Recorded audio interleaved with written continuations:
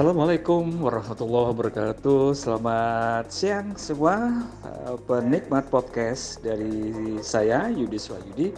Kali ini saya bersama dengan salah seorang pengajar atau instruktur di Digital Entrepreneurship Academy yang digelar oleh Balai Penelitian dan Pengembangan Sumber Daya Manusia Kominfo Surabaya bersama dengan pemerintah Kabupaten Pamekasan, dalam hal ini Dinas Komunikasi dan Informatika.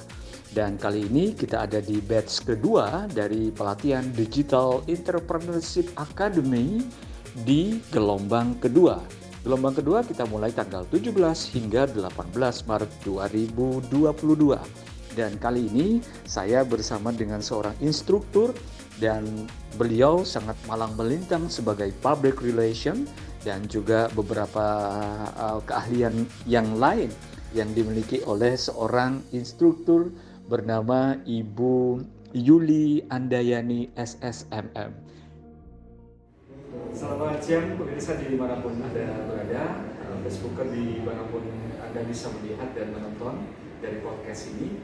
Saya Yudis Wahyudi dari Dinas Komunikasi dan Informatika Pemerintah Kabupaten Pamekasan bersama dengan Balai Pengembangan Sumber Daya Manusia dan Penelitian Kominfo Surabaya, BPSDMP Kominfo Surabaya, dan hari ini adalah hari pertama batch kedua untuk gelombang kedua di Rumah Besar Digital Talent Scholarship dengan skema Digital Entrepreneurship Academy. Nah, pemirsa dimanapun Anda berada, ketika saya mungkin tidak menyanyi, enggak lah, saya karena bukan penyanyi. Ketika saya harus melantunkan beberapa syair, sentuhlah dia tepat di hatinya. Dia akan jadi milikmu selamanya. Sentuh dengan setulus cinta, buat hatinya terbang melayang. Tahu nggak lagunya dari siapa? Rahasia Perempuan, Ari Lasso. Saya tidak sendirian, dari Hotel Front One Pamekasan Madura. Saya bersama seorang instruktur keren. Baru kali ini saya ketemu dengan instruktur yang super duper keren. Selamat siang Ibu Yuli, apa kabar Ibu? Kabar baik, terima kasih Pak Yudi. Alhamdulillah sehat. Saya melihat dari beberapa kanal frekuensi, saya juga akhirnya loh kok ada yang mau kenalan dengan seorang Yudis gitu loh Bu. Pas akhirnya ngecek, wih keren Bu.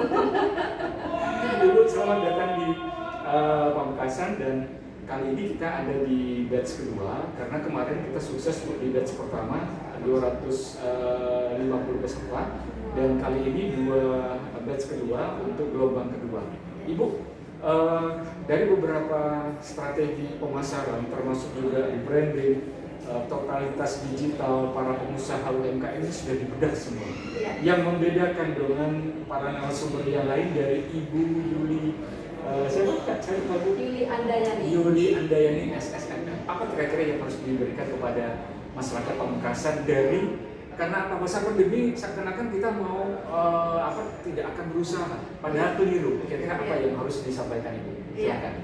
Ya, terima kasih Pak Yudis ya. Saya diberi kesempatan untuk bertemu dengan provider hebat nih di Pamekasan, dan saya senang sekali saya bisa hadir di kota ini, dan seluruh UMKM-nya di kelas itu agresif sekali untuk bertanya.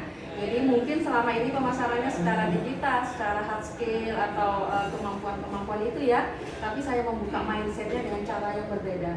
Seperti lagunya Ari Lasso, sentuh dia tepat di hatinya. Ini penting sekali buat para pelaku usaha, Artinya UMKM. sentuh hatinya itu kepada para konsumen. Konsumennya. Jadi kita tadi ada materi tentang SWOT, tentang peta bisnis, apa kekuatan kita, apa kelemahan kita, apa ancaman dari luar, kemudian apa peluang yang bisa kita ambil walaupun di masa pandemi. Nah, dari situ saya mengembangkan lagi, walaupun SWOT metode bisnisnya sudah ada, tapi kita harus memahami bisnis kita itu dan mengenali konsumen kita. Banyak yang masih belum kenal konsumen, dalam arti konsumen mana sih yang paling banyak beli di produk saya, siapa konsumen yang paling paling setia kepada saya, siapa konsumen yang sering nawar. Nah itu memerlukan sebuah soft skill secara interpersonal, sentuh dia tepat di hatinya. Karena semua orang kalau sudah ditembak hatinya, dia akan luluh kelepek-kelepek. Yang semula nggak ingin beli, akhirnya dia ada keinginan, orang ini nyaman deh, enak sih ngomong dengan Pak Yudis nih. Jadi saya tersentuh hatinya, aku mau ngobrol aja deh dengan Pak Yudis, aku beli produknya aja deh. Oke, Ibu, tentu tidak sembarang dari beberapa strategi-strategi itu yang bisa langsung ditranslasikan kepada para peserta. Mohon maaf Ibu, tentu masyarakat Pamekasan saya kira sama ya Bu dengan masyarakat yang lain, tentu melek media, melek IT itu masih juga bisa dikatakan mungkin agak menengah ke bawah, on proses. Nah, apa kira-kira dari seorang instruktur Ibu Yuli yang harus dimanfaatkan? Dunia digital itu luar biasa sebenarnya. Apa kira-kira Ibu? Jadi dunia digital itu revolusinya berubah sangat cepat. Saya tadi menganalogikan cicak itu hidup sampai sekarang, kalau jerapah itu punah karena cicak itu keju juga dimakan, topping matcha juga dimakan gitu. Dia tidak memilih apapun yang dia harus makan gitu. Artinya kita pun harus jadi cicak. Ketika konsumen pola belinya juga berubah, lingkungan juga berubah, dunia sudah berubah, harus digital. Mau nggak mau, walaupun kita masih gaptek ya, kita harus masuk di dalamnya. Contoh hal kecil misalnya, semua sudah bayar pakai dompet digital. Kita harus punya salah satu dompet digital apa yang bisa kita pakai. Kita coba gitu. Saya agak miris tadi dengan dengan contoh di Matos. Lihat plat nomor Madura. Kayak gimana tadi contoh di kelas? Contoh di kelas, kenapa sih mindset orang luar sana, orang Madura lagi? Sebenarnya Madura itu lebih cerdas. Saya sendiri orang Madura bangga dong, karena cuman hanya tidak mau berusaha untuk mengadaptasikan secepat berlarinya perubahan, itu saja. Tapi kalau sudah begitu tahu, orang Madura ini top banget Pak. Pamekasan ini banyak orang. Ibu, tentu dari ada banyak beberapa skema yang ada di rumah besar kita, digital transformation. Salah satunya Pak Bupati ini pernah dari kementerian langsung Dirjen 1 bahkan mempunyai sebuah cita-cita 10.000 dalam setahun harus bisa Pamekasan. Karena apa? Salah satunya Pak Bupati ini punya program wirausaha baru namanya Sapu Tangan Biru Ibu. Sapu Tangan Baru ini adalah penciptaan 10 wirausaha baru. Dan pengampu dari OPD itu banyak Ibu. Salah satunya DPM PTSP Naker melalui wirausaha baru. Jadi sekarang ini detik ini juga DPM PTSP Naker ini mencetak secara hard skill 3.000 Ibu. Dan kita yang di Kominfo bersama dengan BPSDMP ini penopang dari segi digital. Ada yang ingin disampaikan kepada Pak Bupati? Monggo, Bu. Pak Bupati, saya sangat senang sekali kalau saya bisa juga ikut membantu. Jangan artinya 10.000 itu mengakselerasinya. Misalnya tahun 2024 UMKM Pamekasan ini sudah legalitasnya sudah lengkap semua. Misalnya yang hal paling dasar tuh NIB, saya juga bisa bantu. Kemudian halal, kemudian itu juga misalnya ada menjadi, karena di Madura ini terutama Pamekasan ya kan orang identik masyarakatnya ini hampir 100% muslim kan ya. Jadi artinya akselerasi keinginan dari pusat adalah bagaimana from konvensional kepada digital, kemudian dari informal menjadi formal, kemudian dari lokal menjadi global. Itu sudah terpenuhi semua Pak. Jadi kalau misalnya dibutuhkan akselerasi 10.000 sapu tangan biru itu tadi dengan kerjasama sinergi beberapa OPD, ayo kita targetkan, kita mampu berapa, kita buktikan bahwa Pamekasan memang mampu, dan saya yakin bisa.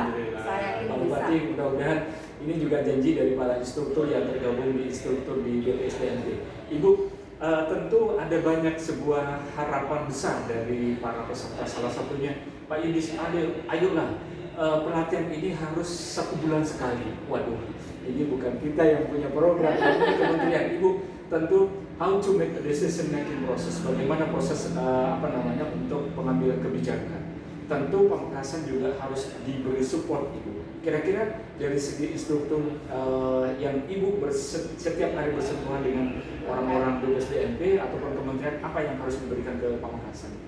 Ya, jadi potensi di Pamekasan ini banyak ya, OPD-nya juga bagus-bagus. Saya juga sering melatih ke beberapa tempat ya, tapi saya merasakan juga sangat nyaman banget di Pamekasan ini, servisnya luar biasa, kemudian kecepatan dan fasilitas-fasilitas yang juga disediakan itu dari seluruh sinergi OPD dan BPSDB itu juga bagus sekali gitu.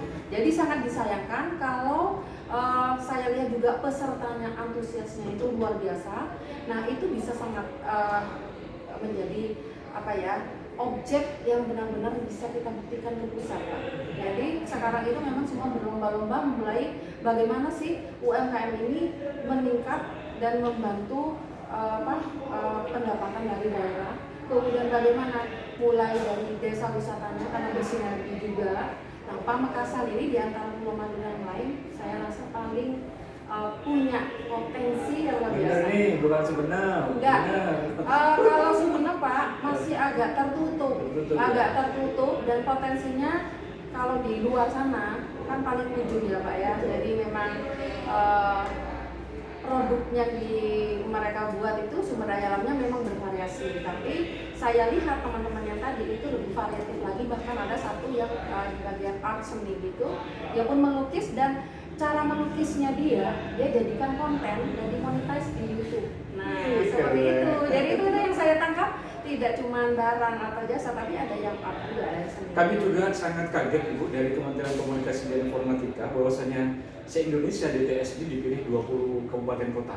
Ya. Di Jawa Timur, Magetan, dan Pamekasan. Itu Nah, dia alasan ya. saya merasakan Pak ngajar di mana-mana. Kalau misalnya UMKM-nya itu nggak agresif, nggak ingin tahu, nggak ingin belajar, bahkan nggak minta sendiri untuk belajar, itu sudah bagian dari bangsa yang ingin maju gitu. Kalau boleh tahu, Ibu kan asli Sumenep, kenapa Iya. Ibu tidak punya akses untuk bisa?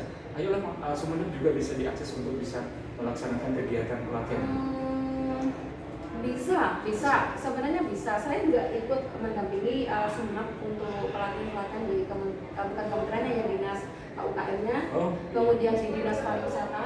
Saya juga menjadi konsultan wisata di sana untuk beberapa tempat gitu ya. Tapi ya memang pelakunya sendiri, kesadaran, mindset daripada pelaku usaha sendiri, bukan dari keberhasilan, bukan dari konsultan atau instrukturnya ya kan, dari orangnya nih, girohnya katanya ya, semangatnya untuk belajar itu. Pamekasan tuh agak beda, mulai dulu zaman SMA saya berkompetisi basket itu, kalau pertandingan itu ke Pamekasan gitu. Iya, Ibu, tentu hari ini kan hari pertama, dan besok ada hari yang terakhir sekaligus penutupan. Ibu, apa yang Ibu dirasakan selama Pamekasan, dan baru kali ini sampai sore hari ini ketemu dengan para peserta UMKM yang tergabung di dia, apa yang dirasakan selama beberapa jam di kelas itu? Ya, yang pertama ketika saya minta untuk fokus, semua fokus, tidak ada yang bermain handphone. Itu bagus. Ya memang saya juga mengatakan saya juga datang dari jauh untuk berbagi di sini. Jadi kita saling menghargai, dengan menghargai saya menghargai jenengan. Semuanya fokus dan aktif bertanya. Bahkan Bu saya tanya ini, Bu saya tanya ini, saya tanya ini gitu. Itu saya merasakan, dan anteng mulai pagi sampai ini tuh pun hening mendengarkan, fokus banget. Itu yang saya rasakan beda gitu. Mudah-mudahan podcast ini nanti kita akselerasikan ke kementerian dulu. Ya, terkenal kementerian. Ibu, bukan masalah terkenal, mudah-mudahan saya banyak memberi manfaat. Mudah-mudahan nanti Pamekasan memang benar-benar bisa mewujudkan 10.000. Nanti tantangannya apa? Siapa tahu para instruktur pun punya banyak masukan untuk mengakselerasi 10.000 dalam waktu 2 tahun atau 1 tahun di 2024 terselesaikan semua Pak. Itu saya akan menjawab. Ibu, karena besok kan hari terakhir, Ibu masih ada waktu kan besok? Ada, apa materi yang bisa diberikan besok? Kalau besok itu lebih kepada aplikasi ya, langsung praktek bagaimana sih menggunakan dompet digital itu salah satu. Kemudian kami juga berpartner dengan bank. Nah, bank itu juga punya platform yang mungkin bisa dimanfaatkan oleh para UMKM untuk memasarkan produknya.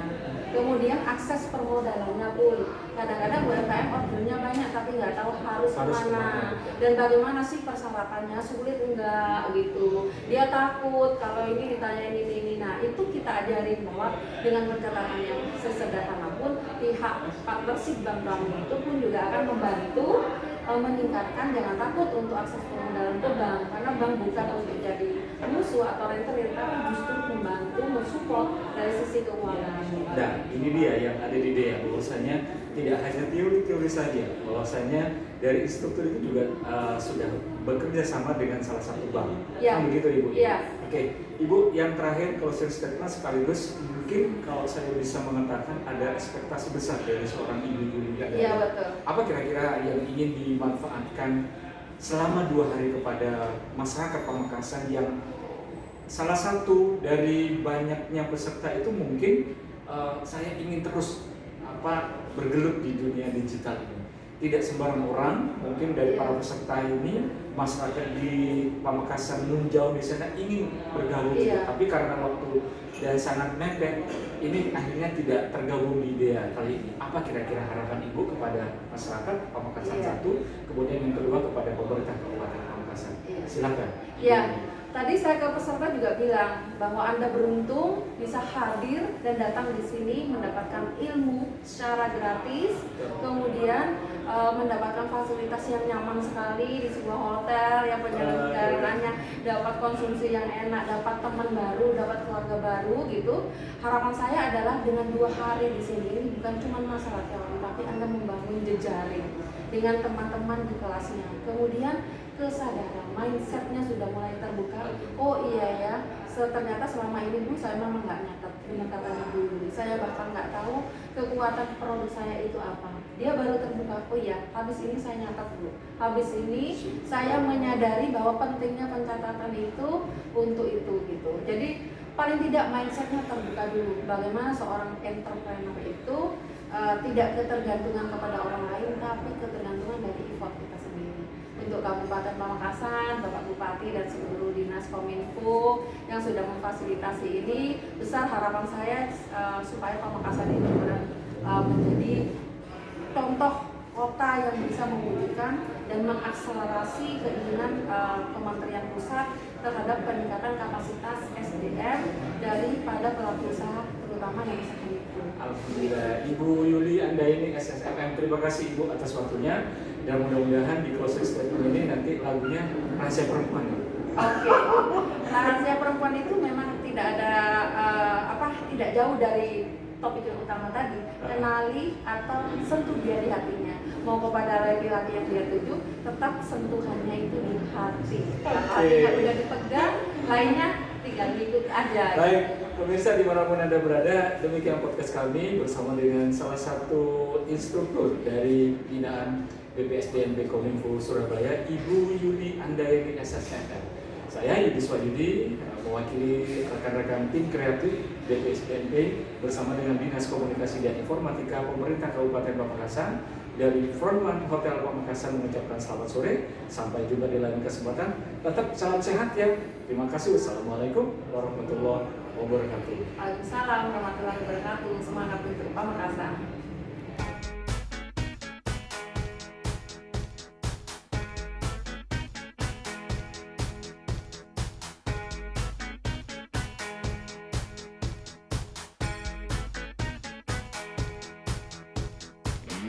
Ada satu bagian pada perempuan yang sangatlah peka bila disentuh oleh lelaki. Di manakah bagian itu? Maukah kau tahu? Karena bagian itu hanya untuk lelaki yang cukup umur. Karena bagian